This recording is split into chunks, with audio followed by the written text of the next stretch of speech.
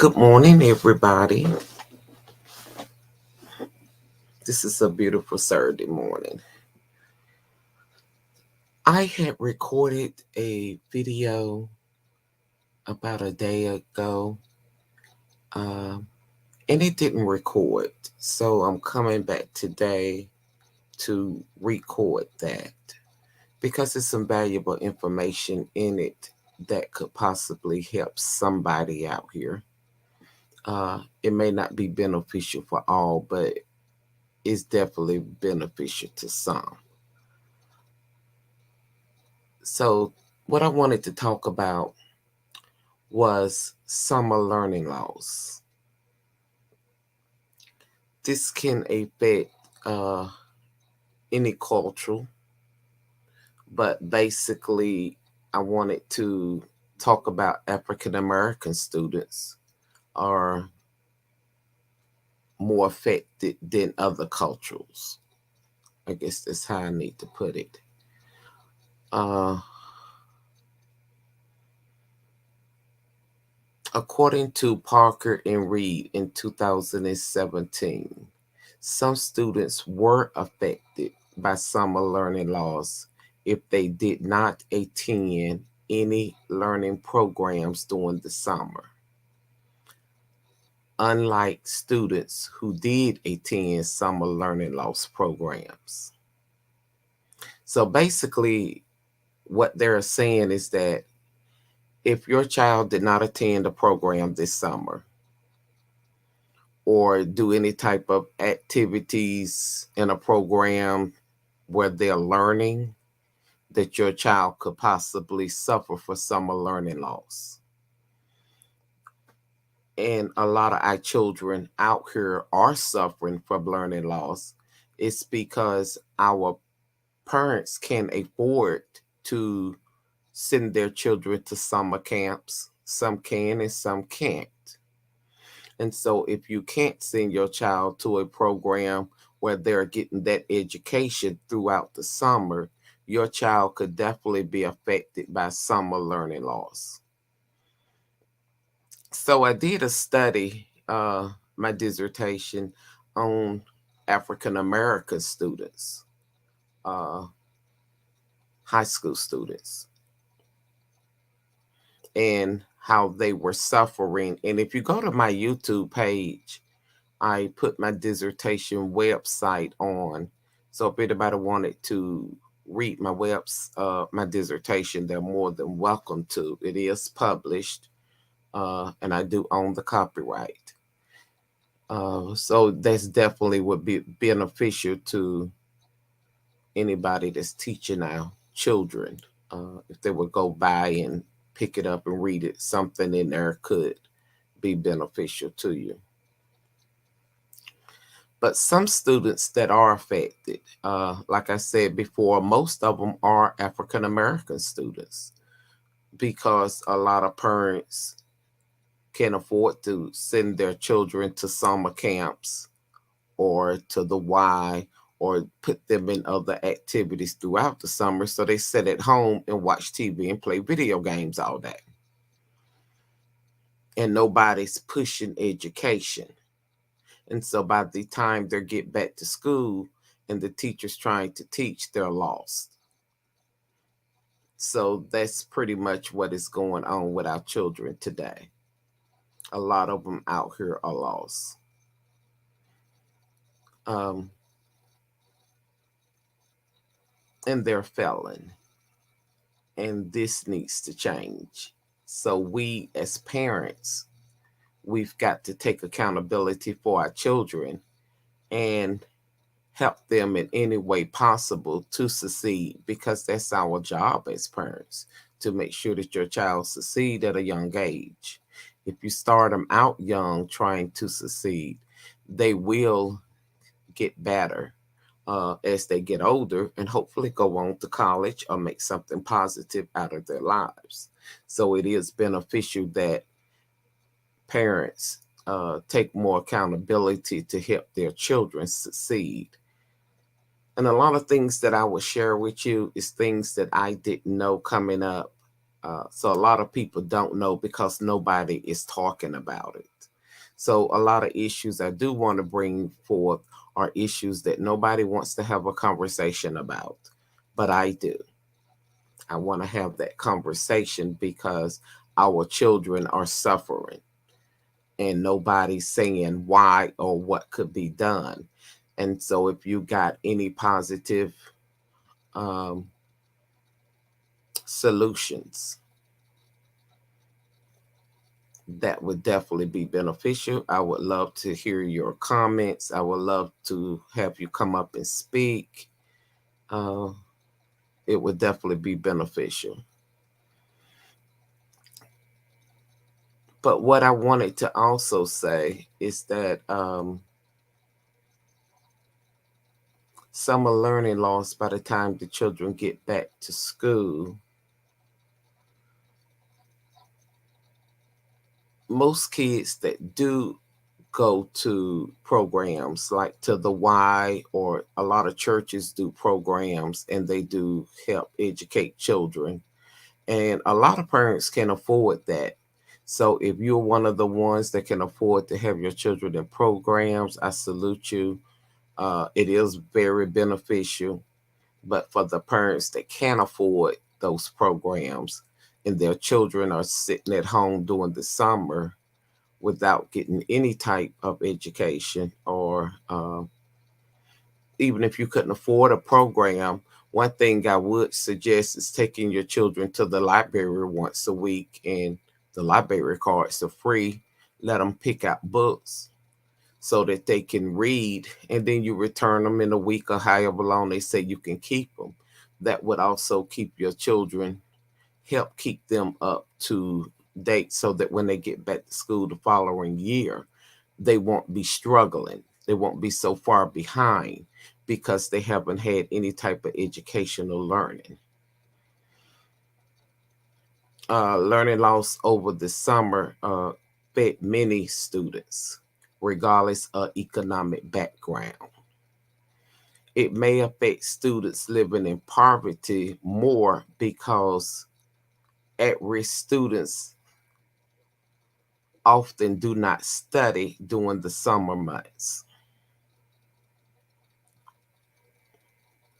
When school is on summer break, oftentimes students from economic disadvantage and at-risk home may lose what they have learned throughout the academic year because they did not continue to study during the summer break. So summer loss is basically saying if they didn't study throughout the time that they were out on break, that they could definitely be affected. And a lot of African American children are affected. Well,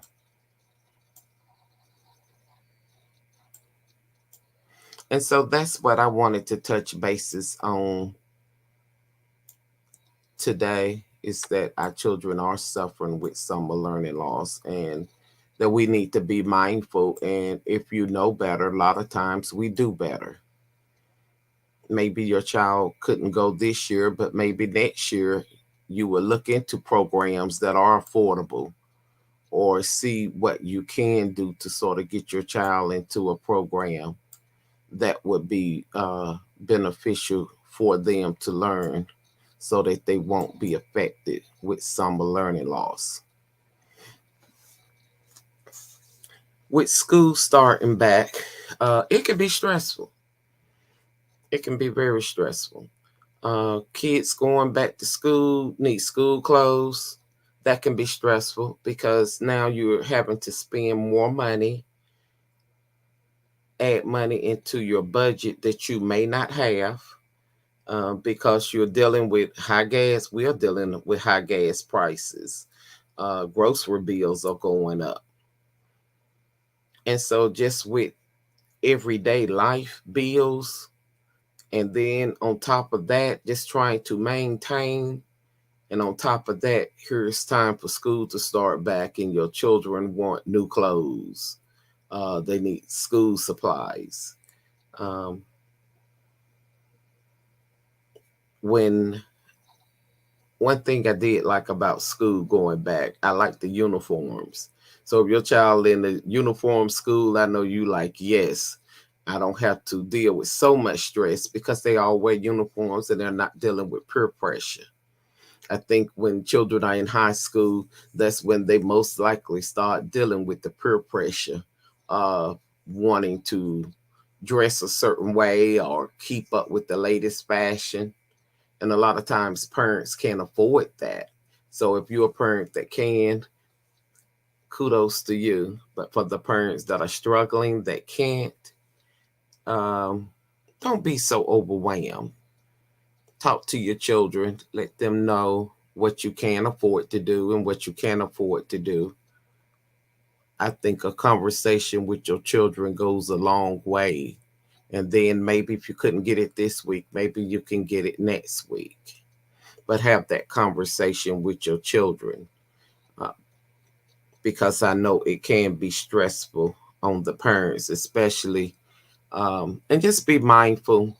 I'm more or less just bringing awareness and want you to be mindful of things that we do deal with and help with some of those stressful moments.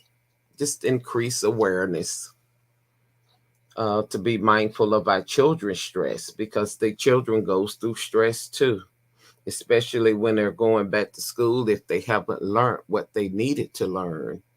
It can be stressful going back because you're sitting in class and you're like, I don't know what's going on. I don't know what to do because I don't know what the teacher is talking about.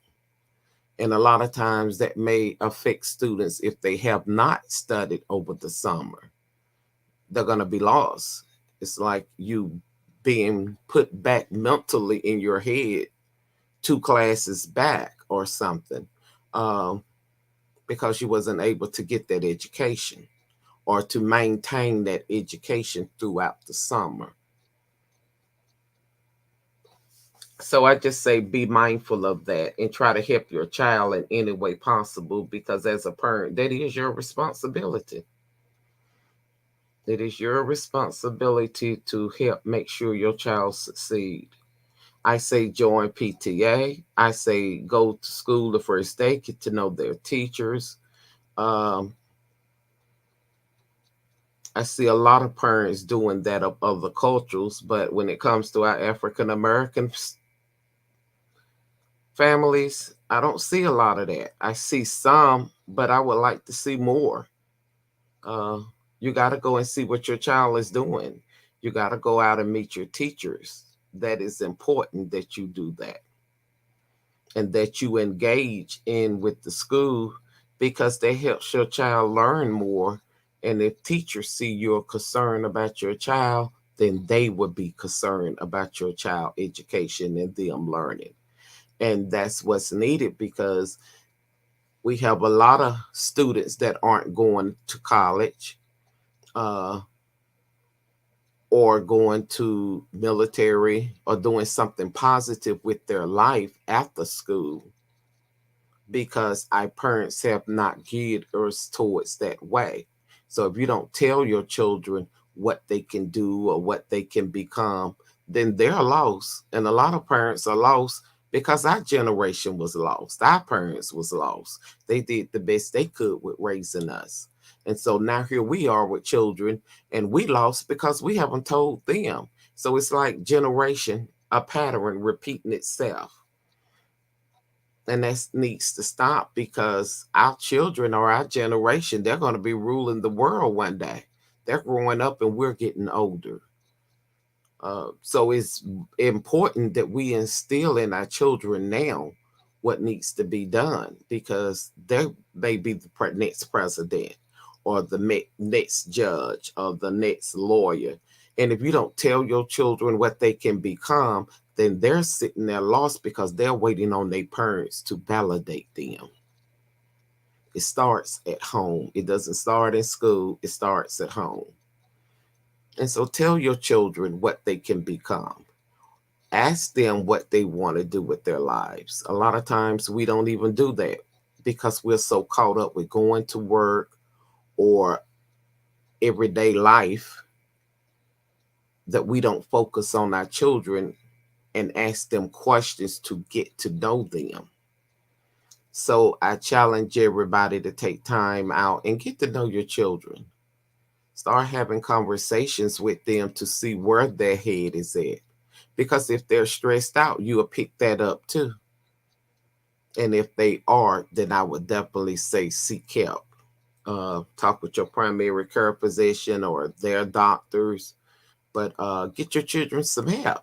Don't let them go around and they're just lost.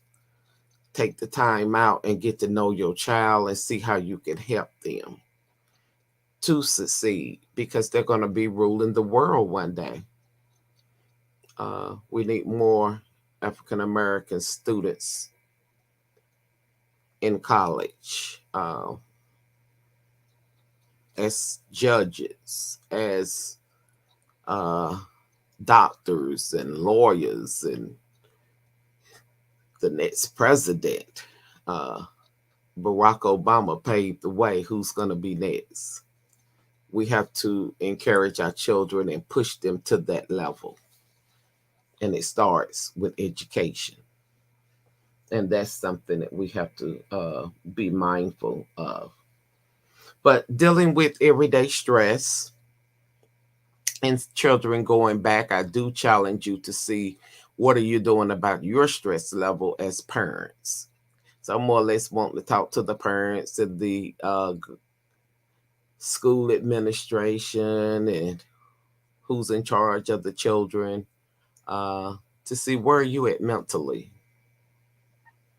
And are you aware of your own stress? We're so busy pointing fingers at everybody else, but do we take time out to look at ourselves, to check out our own mental state with job pressure?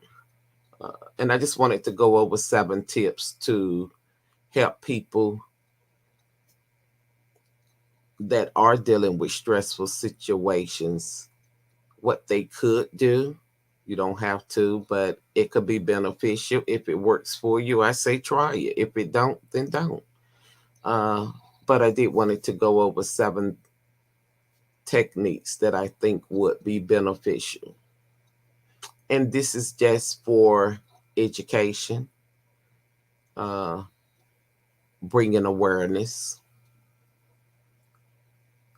and reminding people to double check ourselves when we're in situations and stressful moments of what we could do. Stress is a fact of life for many people. Widespread worries about job securities, combined with money worries, family responsibility, life crisis, can increase your stress level. In many cases, this pressure is temporary and it passes when the problem is solved or you got deadlines at work. Once you get through that, your stress level drops down. If you're in a stressful job or life situation that could be beyond your control, some things we find ourselves in is beyond our control and we can't help it, and it's just stressful. Um, So right now it is a need to increase awareness, especially with the pandemic we just trying to come through and not through. Uh, that was stressful for a lot of people having to stay in and isolate. That could be very stressful. So I challenge everybody to look at themselves and see, because sometimes when we're stressed, we can pick up on it ourselves that you're in a stressful moment and what things that you could do to reduce that stress. Because that is important that we maintain a healthy life.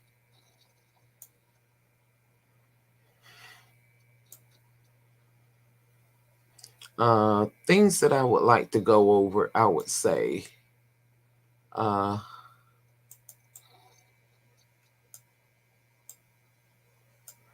when it comes to stressful situations, I would say meditate. Uh, that's a good way of reducing your stress level. Do some breathing exercises. Take 5 minutes. Sometimes you need that at work. Just go get by yourself for 5 minutes and just breathe to calm your nerves. If you're in a situation at work and you're stressful, uh, take 5 minutes and go and do some breathing exercises to get yourself together so that you're able to keep that job or go back in there and do a great job for your company. And if all else fail, maybe you need to change jobs if it's that stressful. I'm not telling anybody to go out here and quit their job because that's easily said than done. With jobs hard to find, especially a good job, you just can't leave. I worked on a job for 23 years and my company went overseas. So that's the only reason I'm not working there. But it's easily said than done. I couldn't leave. I had a mortgage, I had children to raise. So it's not that easy to say just walk out your job and go. I'm not telling you to do that. Please don't do that because you got a mortgage payment on the first. Uh, if you know you're not in that situation, don't you do that. I went to work. I didn't like going to work, but I went every day and was on time and did a great job for my employers. Uh, an excellent job. One of the top employees. And not to brag or pat myself on the back, but I had children to take care of and I was in there for business. And that's what I did. I went and did my job and left. So it's not always easy. And I had a stressful job. Sometimes, most of the time, it wasn't. I had chill days. But if you're working on a stressful job, just be mindful. Take some time. Go do some breathing exercises, especially if you at work or co-worker getting on your nerves. So I would definitely say do that. And what about a healthy diet? I think we need to eat more healthier. That helps reduce stress levels. Making sure we have a healthy diet. And I don't know what that diet is for you. I would always advise you to get with your primary care physician, go over things.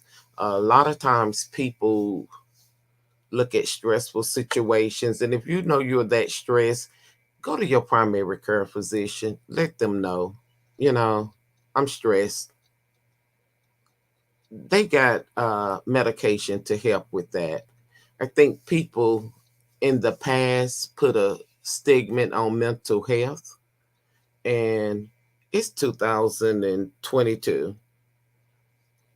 A lot of times, you know, when you need help. I say go out and seek and get that help. It's a new year. Don't walk around and you stressed and on edge. Not when there's help available. You got the crisis hotline. If you need it, call them. All else fail, call 911. They got mental health professionals at the hospital. But your primary care physician can definitely help. If you know your child is stressed and you can't get a hold to a crisis hotline in your area, call 911. It's at the hospitals. Um, Seek help. Don't just sit there and keep dealing with it day in and day out until you pushed over the edge. So I would say also do some routine exercises. That's something that a lot of people don't do, but then you find some that exercise 3 and 4 times a week. Exercise is great. It helps reduce the stress level. And enjoy yourself. That's something that we don't do. Is take time out for yourself. Um, Sometimes between working and taking care of the children and everyday life situations, you do get overwhelmed. You need a break. Take that time for yourself. Go and regroup so that you can be a better mom, or dad, or caregiver. Uh, Go and regroup. It's nothing wrong. Do what you need to do to reduce the stress in your life. Things I may do, you may not do, but we all need to do that. If you need to take a trip, take a trip. If you need to go somewhere for a day to reduce the stress level, if that's what you need to do to get away from everybody, then do that. Do that. I definitely encourage that. It is very stress relievers. Uh, I would just pick up and go out of town. I used to wake my son up, pick any place you want to go, and I was out. We hit the road. I called some family member and say, "Look, I'm daughter, daughter, daughter. See you when I get back." But sometime I needed that break just to get out of my city. I just wanted to go see another city. I just wanted to go see different people. Uh, it keeps the stress away, and I enjoyed doing it. And my son would always say, "Well, I'd be glad when they get on your nerves at work so we can go take a trip." So they took trips all the time. But everybody may not be in that situation to do that. But I do encourage you to do what's affordable for your budget, and take some time out for yourself so that you won't get overwhelmed. And my last thing I would say is get some rest. A lot of times we don't get the proper rest that we need to get because we are busy and you are doing too much, or working and trying to take care of the kids, or trying to take care of your family. And if you're married, I got to do this, for my husband. I got to make sure this is done, that is done. So it can get overwhelming. So take time out to make sure you get the proper rest that you need, because you can't function if you're not getting enough rest. Take some time out for rest. So my 7 things that I wanted to say was, uh, get a healthy diet going. If you don't know what to do, consult your primary care physician. Please do that, because what you consider healthy diet may not be healthy depending on if you're on medication or not. So I definitely say get with your primary care physician and let them help you set up a healthy diet for your condition. Do breathing exercises when you're stressed out or feeling overwhelmed. Take some time out and just do breathing exercises. Meditation. It's my third one. Take some time out and meditate. That reduces the stress level. Uh, Exercise. Start walking. Walk around the neighborhood. Walk around at the park. If you don't want to walk, some people go to the gym, or exercise in your own house. You don't even have to leave to exercise. That reduces the stress level. And my fifth is, if your job is stressful, you may consider changing jobs, but that's not good for everybody to change a job. Uh, if you know you're not in that position to change a job, don't you go quit your job. You better go to work, because you have bills and that's your livelihood. Uh, and your mortgage, your rent has to be paid. So go to work. But if you find a job that's better for you, uh, all else, if it's going to reduce the stress level, then that's what you do. But everybody's not in that situation to do that. So you have to use your own judgment on that. Don't go out here quitting no jobs. Please go to work, because the employees need you. My sixth is enjoy yourself. Take time out and find some time to enjoy yourself. Do things that you enjoy doing that are fun.